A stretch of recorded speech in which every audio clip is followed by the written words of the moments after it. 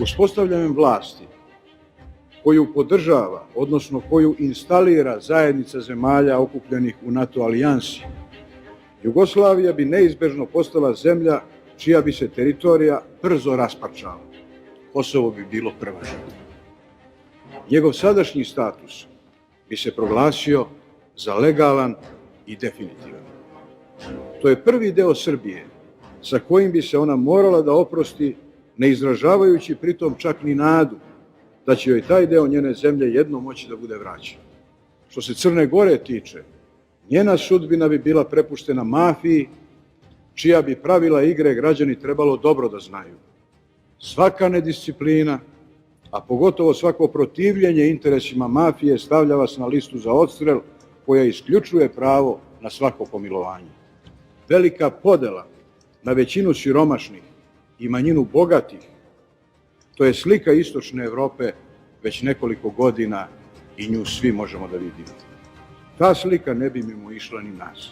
Javna i društvena svojina bi se brzo transformisala u privatnu, ali vlasnici te svojine iz dosadašnjeg iskustva naših suseda bi po pravilu bili stranci.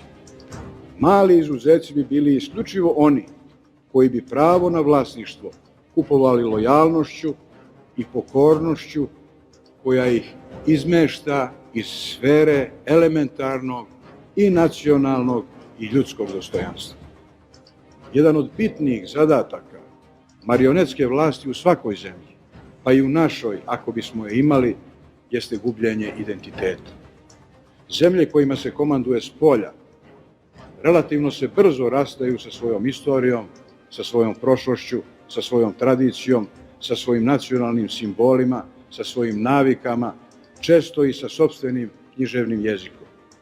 Nevidljiva na prvi pogled, ali veoma efikasna i nemilosrdna selekcija nacionalnog identiteta svela bi ga na nešto nacionalnih jela, po neku pesmu i kolo, imena nacionalnih heroja nadenuta prehrambenim proizvodima i kozmetičkim sredstvima. Jedna od zaista nesumnjivih posledica zaposedanja teritorije neke zemlje od strane velikih sila u 20. veku je poništavanje identiteta naroda koji u toj zemlji živi.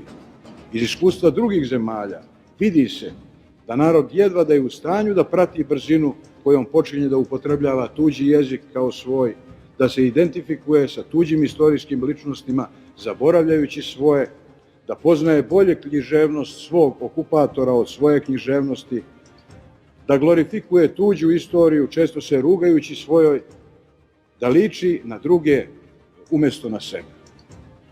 Gubljenje nacionalnog identiteta je najveći poraz jedne nacije, a to se ne može izbeći u savremenom obliku kolonizacije.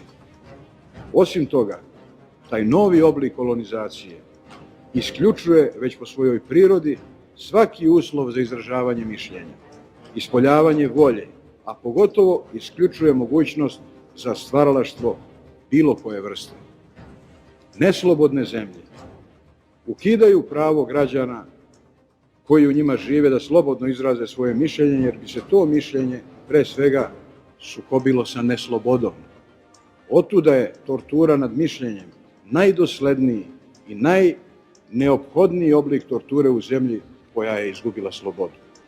A u ispoljavanju volje, razume se, tek o tome nema ni govora.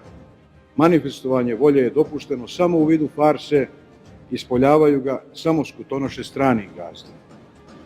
A njihova simulacija slobodne volje služi kao pokriće okupatoru da je uspostavio demokratiju u čije ime je i zaposeo teritoriju tuđe zemlje. Građani mogu da mi veruju i ne moraju da mi veruju.